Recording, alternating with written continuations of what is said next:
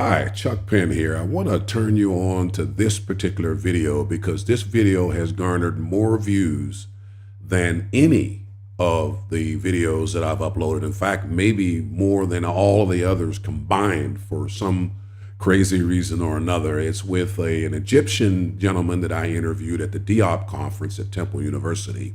And at that time, he was embroiled in this knockdown, drag out battle with the U.S. government over how the U.S. government classifies Egyptians. Because in the United States, under our way that we classify people for the census, Egyptians are classified as being white.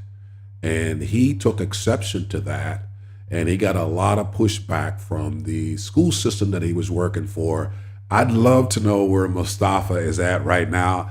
I tried to find him. I think he's back in his native Egypt, but I wasn't able to connect with him. If I do, I certainly want to interview him and find out how his case turned out, because at that time he vowed to take it all the way to the Supreme Court. But I want to showcase this video for you, so here it is.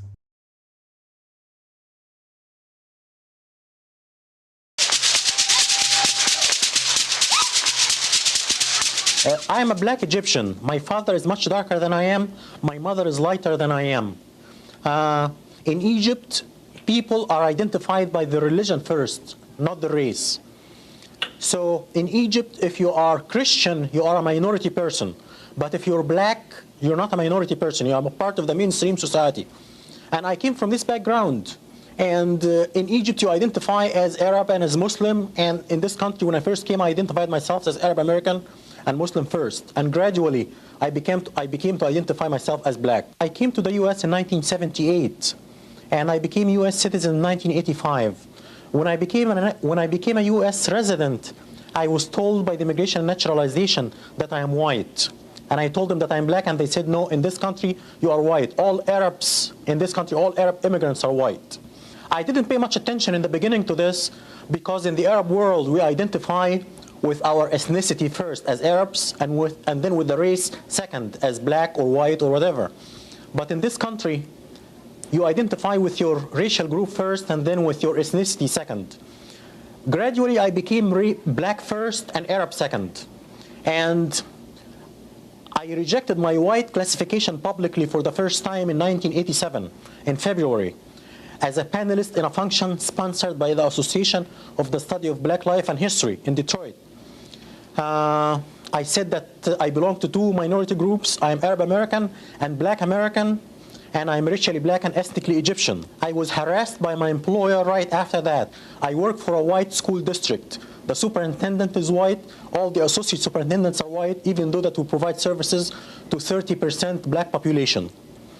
But the organization is white and the approach is very white. The attitude towards me changed completely after I went out publicly and rejected my white classification. One coworker came to me and told me, a white coworker came to me and told me right after the function that he met with the superintendent, and if I don't keep my mouth shut, my educational career is over. He said, you have nothing to do with these people. You have a history and a culture. These people came from the jungle. You have nothing to do with them. These people lie and steal. When I see one of them in my neighborhood, I call the police. And I was told by the director of general education, who is retired now, in '88, I was told by him that I get people angry when I say that I'm black Egyptian. If I just say that I'm Egyptian, I would get along. I have to add that I was denied promotion twice because I chose black classification. This is part of my 2 lawsuits against my employer, which are currently pending, 2 lawsuits. Now, just for the education of our viewership, why don't you share with us a breakdown of Egypt as it is today, insofar as blacks or combinations thereof of European descent and what have you? We don't have Egyptians of European descent in Egypt. We have a population which is basically a mixture of ancient Egyptian blacks who intermarried with Arabs right after the Arab conquest. The ancient Egyptian population was brown and black before the Arab conquest. But before the Arab conquest came the Greeks.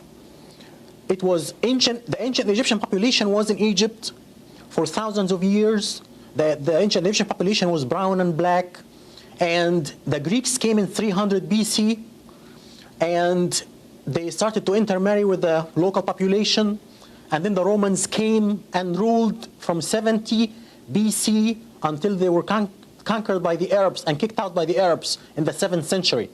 And these people intermarried with the Egyptian Copts, and they made the pigmentation of the Egyptians, the Copts, much lighter because of this intermarriage with Europeans. Now, you're an educator, okay? Now, how do you deal with situations when you practice your profession insofar as dealing with the mythology or the misconceptions about Egypt being a white civilization? How do you deal with that?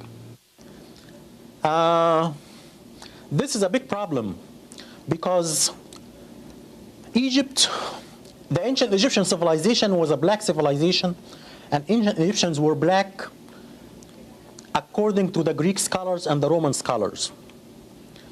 Ancient Egypt became white only in the 19th century and in the 20th century. And the scholar who is responsible for this is Seligman, the noted anthropologist from England, Seligman. White supremacy argues that blacks are inferior than white intellectually. They are subhuman and they are incapable of building a civilization. White supremacy had one dilemma until Seligman came. The dilemma was ancient Egypt was black according to the Greek and the Roman scholars. 10 of them said that, including Aristotle and Plato. 10 of them said that in writing. They had this dilemma. Ancient Egyptian was black. So if blacks are inferior intellectually and are incapable of building a civilization, how come the ancient Egyptians built a civilization? Seligman found the solution for this dilemma. He came up with a theory called the Hamite theory. He separated the blacks who built a civilization in Egypt and Ethiopia from the rest of the black race, and he called them brown-skinned whites, or the Hamites. So Seligman saved white supremacy from this dilemma, and all the white scholars followed him from that time on. This was at the end of the 19th century. And since that time, white scholarship says that ancient Egypt is white. Mustafa Hefny is currently working on his doctorate degree at Wayne State University. His dissertation topic is a content analysis of the treatment of ancient Egypt in world history textbooks. And just how far is this determined Egyptian willing to go to be classified black? I want to carry my case all the way up to the U.S. Supreme Court if necessary.